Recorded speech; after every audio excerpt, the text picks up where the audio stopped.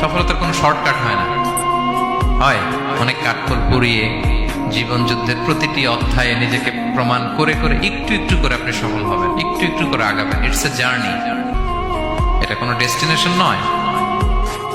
এবং সফল হওয়ার পথ পরিক্রমায় কোনো লিফট নেই, সিঁড়ি বেয়ে উপরে উঠতে হয়। কি বেয়ে? কিন্তু আমরা সফল হতে চাই কিভাবে? ডাইরেক্ট 100 তলায় তো আমি সফল, উপরে সবার উপরে আমি, এইভাবে চাই সফলতাটা। সবার উপরে উঠে যাব, গোল্ড মেডেল গলায় পরাই দিবে, আমরা সাকসেসফুল না। সফলতার রাস্তায় কোনো লিফট থাকে না। কি দিয়ে উঠতে হয়? সিঁড়ি বেয়ে ঘাম জড়িয়ে উঠতে হয়। দেখেন, শুধু আলোর মুখ দেখার জন্য মায়ের পেটে আমাদের কত সময় লাগছে বলেন তো? জাস্ট একটু লাইট, হ্যাঁ, 9 মাস 10 মাস সময় লাগছে শুধু একটু আলো দেখবো আমরা।